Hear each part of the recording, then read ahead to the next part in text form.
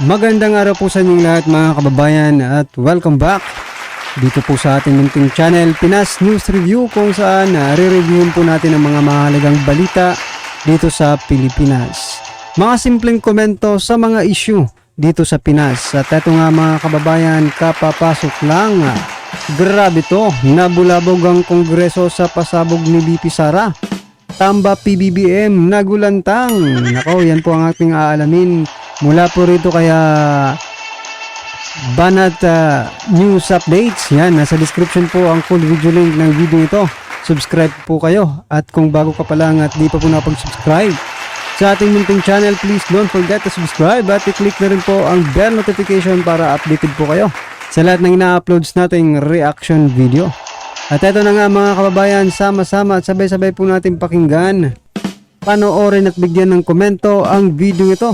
Eto na po. Ito si Bongbong Marcos, sinasalang-alang niya ang buhay ng taong bayan. Bahalang mamatay kayo sa gira. Basta libre kami, makuha namin yung kayamanan namin. Ha? So, bahala na kayo mamatay dyan. Yun ang punto ni, at dyan manindigan si Inday. Tulad na... Pero yung Ben, dito muna tayo. Unahin po natin yung pagbibitiw ni Inday Sara Duterte bilang nagbitiw siya sa cabinet post bilang DepEd Secretary, hindi bilang DC Presidente. At it will take effect officially, although irrevocable resignation nito mga kababayan, yung Ben, it will take effect on July 19. So isang buwan ang palugit para magkaroon ng smooth transition sa departamento o kagawaran ng edukasyon ng DepEd. Yusik Ben, gaano mo tinitingnan ang bigat at ang kahalagahan ng ganitong development sa politika ng ating bansa with the Vice President Sara Duterte now cutting off her ties to any official cabinet function under the administration of Marcos Jr. Go ahead po, Yusik Ben. Kay Rick, ang DepEd ay isang malaking organisasyon. Mga maestra yan. May pundo na malaki. Di ba? Panahon ng eleksyon, ang mga maestra gagamitin para sa eleksyon. Sa mga electoral and poll staff. Maraming mga budget dyan na pwede mong pagkapirahan. Di ba? At naniwala yung mga Marcos, Chwari-wariwap, na kailangan alisin na natin yan si Inday. Dahil pwede tayong pasok dyan, kasi marami tayong makuha dyan. Kasi balakid. Sa balakid. Hadlang si Inday Sara. Bakit? Kasi popular. Maganda ang ginawa ni Inday. Tsaka hindi madiktahan. Hindi madiktahan. Tsaka parating ang eleksyon sa 2028, yung ano na yan, department, sumisikat si Inday eh. Sumisikat siya doon. So matagal na plano nila ni BBM at Lisa, alisin siya. At maglagay sila ng tao na kanila. No? Na nadidiktahan nila. Madiktahan nila, mapirahan nila yung department na yan. Klaro. Di ba? Tsaka magamit nila sa eleksyon. Alam mo naman ang eleksyon eh. Tama. Di ba? Gagamitin ng mga maestrato, alam mo na, yung mga ibig kong sabihin. Yung mga dirty operations, pwede nilang mailusot Pwede nilang may lusot. kung kasabwat nila ang namumuno ng Department of Education. Ganito ba? Yun, isang direkta lang na, pak, ano na. So yun, eleksyon na sa 2025. Oo, Diba? midterm elections. Pero blessing in disguise. Okay. Kasi si Inday, nung usang nag-resign na lang siya kasi alam naman niya talaga na yun ang mga agenda nila ni BBM at ni Lisa at ni Tambaloslos. So, wala, give way na ako. Sabi niya, mag-give way na lang ako siguro dito kasi hindi ko na makaya yung kanilang panunutyok sa akin. Kahit ako yung nag-popular dito, gumawa na maganda, top-notcher ako sa survey dahil dito. Pero wala, hindi pa rin. Ako ang siyang nabibigay ng magandang ehemplo sa gabinete. Kasi in the last 2 years, Yusik Ben, as if I may interject a bit sa discussion natin, consistent ang top-rated, high-performing cabinet position and ang pinakamataas na trust rating and approval rating of all the cabinet officials ni Marcos Jr. si Sara Duterte in the last 2 years. So gaano kahalaga na ang ganyang pagtitiwala, kumpiyansa at pagbibigay suporta ng malawak na taong bayan ay nai-enjoy ng Vice Presidente kung sakaling siya ay nasa loob pa ng gabinete ni Marcos Jr. At anong implikasyon ng siya ay umalis na, Yusik Ben? Yun, kasi hindi na kaya yung mga pangungutya sa kanya, kahit top performer siya, umalis na lang siya. Pero alam niya ang agenda ng mga nagpapalis sa kanya. No? Kusa siya mag-resign. Pero Ayan mga kababayan, posible rin yung sinasabi nila na nag-resign si VP Sara dahil nagagalingan na itong mga ayaw sa magaling, no? Ayaw sa nasasapawan yung kanilang yung kanilang pagiging magaling. Yan na. Pero wala namang magaling sa kanila eh. Hindi nga sila na, yung mga department nga ng mga, di ba, na mga in-appoint nila, hindi nga nagtatap eh. Ha? Hindi nagra-rank. Kumbaga, di ba? Wala sa ranking. Ha? May nasa ranking pero yung mga negative na ano, na mga ranking. Ha? Like PCSO, di ba? O, yung departamentong yan talagang dudang-duda na ang taong bayan sa misteryong nangyayari sa PCSO. Ibig sabihin mga kabayan, di ba, ang PCSO kontrolado nila eh, di ba? Oh, hindi nila makontrol si BP Sara. Kasi nga nagtatap pa sa mga survey. Oh, yan. Kaya plano na talaga nila yan na paligwakin diyan si BP Sara. Buti na lang talaga at si BP Sara nang nagkusa. Kasi dito, tingin ng tao talagang palaban na talaga. Sumusobra na po. Kumbaga, di ba? Sumusobra na sila. Pero maganda, blessing in disguise ito. Mabigyan ulo ang oposisyon na magiging kritiko sa administrasyong ito. Lalo na sa mga pang-aapi na ginagawa ng administrasyon ni Bongbong Marcos sa mga tao. Sa QGC, nagsalita ng si Inday na human rights violation, mga bata, sinali pa ninyong, di ba? Ganon. So, nabigyan boses ngayon ang oposisyon. Dahil magkakaroon ng lehitimong political Yes. figure that can lead an opposition movement na bakit anong bigat ng isang Sara Duterte in terms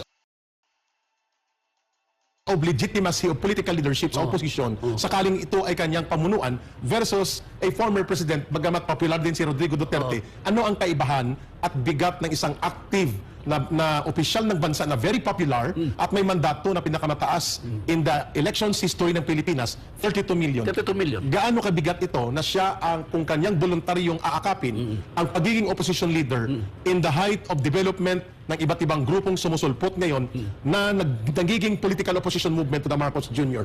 government. Ano ang kaibahan nito sa Rodrigo Duterte factor kung ang Sara Duterte bilang vice presidente ay nasa panig ng political opposition? 32 million, malaki yan, no? Ang inisip nila, kung nasa gabinete nila si Inday, popular, hindi sila natatakot dito sa, sa magiging role ni Inday.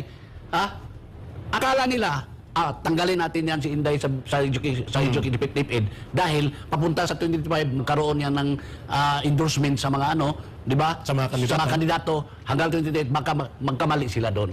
Dahil, pag Sa totoo lang mga kabayan, no, hindi na natin kailangan isipin pa, no, yung quantity ng boto-boto na yan. Kasi isipin mo mga karibin natin, kung talagang walang factor, no, yung Duterte sa pagkapanalo ni PBBM, nun sanang tumakbo si President BBM, no, doon sa 2016 vice presidential race, no, laban kay Lene Robredo, dapat siya po ang nanalo. 'Di ba? Kung talagang nagtitiwala yung tao sa kanya. Noon pa lang, sa pagiging vice president niya, kandidatura niya, laban kay Lene Robredo, nanalo na sana siya. 'Di ba? Bakit ngayon? 'Di ba?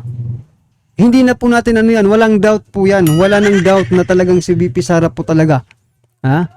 Kahit mag-election ngayon. Si BP Sara talagang mananalo dyan. Yan po yung basehan natin eh. Diba? Kung talagang walang Duterte factor yung pagkapanalo ni PBBM, di sana nanalo siya noong 2016 vice presidential candidacy or race, no, laban kay Lene Robredo. Pero bakit ganun? Na magtataka ka eh. Tapos sasabihin nila Marcos pa ang ginamit ng mga Duterte. si Inday ngayon nasa oposisyon na, 32 million yung mga bumoto sa kanya.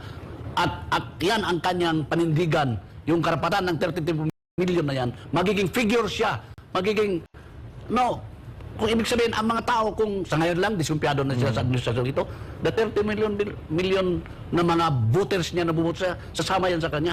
Kung mayroon siyang ibig sabihin na sawang-sawa na ako dito sa administrasyon. Yusip Penranque, pagpalagay natin, maganda yung arithmetic mo.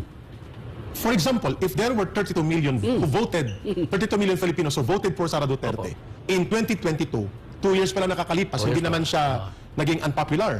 Pagpalagay mo 30% yan mga supporters ni Marcos. So ibig sabihin, mayroon pa ring mahigit 20 million. Meron. Mga 21 million Pilipinos pa rin na solid, sa Duterte. Opo. Kasi yung mga maka-Marcos na bumoto kay Sara Duterte, mawawala yun. Mawawala yun. So 30% Mali po yan, mali pong calculation yan mga kababayan. No? Yung mga bumoto talaga kay BP Sara, sabihin na natin mga Marcos din yung di ba? I think sa nangyayari sa bansa natin ngayon, mga kababayan, si BP Sara pa rin ang iboboto nila at malamang madadagdagan pa ng mga loyalistang galit na ngayon sa gobyerno. Di ba? O yan po ang tamang calculation. Hindi po mababawasan kundi madadagdagan pa. Yung boto ni BP Sara. Pagkat marami po ang hindi natutuwa sa kalagayan po at sa mga nangyayari na sa ating bansa. Sa ngayon po. O di ba? Which is logical mga kababayan. Mababawasan pa ng 30% yung kay BP Sara votes. Or mas madadagdagan pa dahil sa mas marami pong nahihirapan at galit sa gobyerno ngayon. I mean, hindi lang sila makapag-voice out, no? Pero para sa atin, gaya natin, talagang mahirap talaga eh.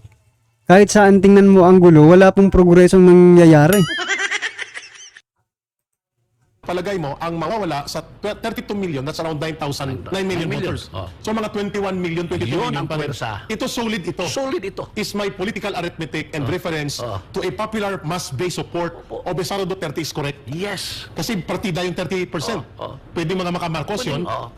Yun ang hindi nila nakikita. Pero yung 22 million na sinasabi mo, solid ito na Solid bumoto ito. sa Sara Duterte. Yun ang hindi nila nakikita sa pwersa ni Inday. May punto ka. Sa pwersa ni kaya nga, they created a mistake na ginagano nila si Inday. Di ba? Mistake yun sa kanila.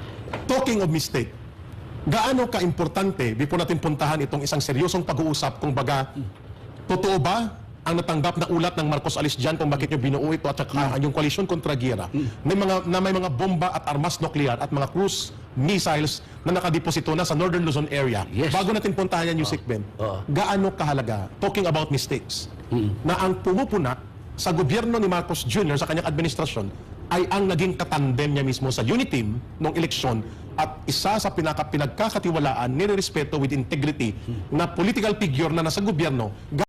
Gaano kabigat yan na magiging kritiko ng gobyernong Marcos sa kanyang mga pagkakamali at mga baluktot na patakaran at mga programa. Kagaya ng pag-uusapan natin in the next period ng ating talakayan, gaano kabigat kapag ang Sara Duterte bilang vice presidente na ang sumasama sa mga pagpupuna ng mamamayan sa baluktot at mga mali na programa at patakaran ginagawa ng Marcos Jr. government. Alam mo, si Inday, tama siya. Tama ang kanyang pag-iisip, tama ang kanyang moralidad, tama ang kanyang kamanaw sa buhay. Kaya na, hindi niya kaya ngayon hindi niya kaya kinayanan yung mga nangyayaring ginagawa Sige, go ahead, Yusek Ben. BBM, ni Marcos Jr., ni Romualdez. No? So, hindi niya nakayanan yun. Tulad ngayon, we are, yung nangyari sa Pilipinas ngayon, parang malapit na tayong magyera. Di ba? Tama ka. Malapit na tayong magyera dahil yung China, kinakalaban ng Amerika, pero ang Amerika, takot. Lusubin ang China. So, gumawa sila ng kanilang proxy, ng kanilang tau-tauhan. Ang Pilipinas, dahil ang isang leader ay uto-uto. So yan mga kababayan, uto-uto daw ang leader ng Pilipinas. Pero balikan lang po natin, no, yung sinasabi kanina ni Ka Eric na gaano kabigat, no, na ngayon po ay si BP Sara na yung tatayo bilang leader ng oposisyon. So ito mga kababayan, para ma-compare natin yung bigat, no, like for example, kasi opposition naman noon si dating Vice President Leni Robredo. Pero di ba napapansin niyo mga kababayan, nung si Leni po ang nagki-criticize kay Tatay Digong, parang wala namang effect.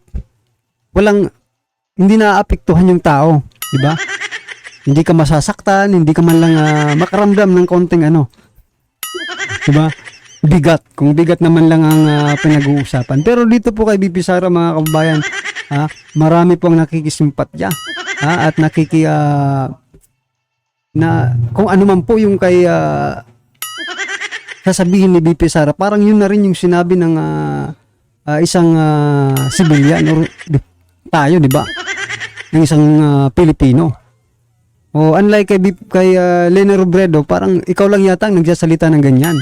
Pero dito kay BP Sara, kung ano man ang sabihin niya, parang yun na rin ang gusto mong sabihin sa gobyerno, di ba? O unlike nung kay Lene Robredo, parang ewan ko ba dito, bakit ba nagsasalita ng ganito? Parang ang layo naman sa katotohanan, di ba? So yan mga kababayan, ano naman po ang inyong komento patungkol po sa video ito, i-comment lang po sa baba para at least alam po ng ating mga kababayan ang inyong opinion, reaksyon patungkol po dito, right? Maraming salamat po.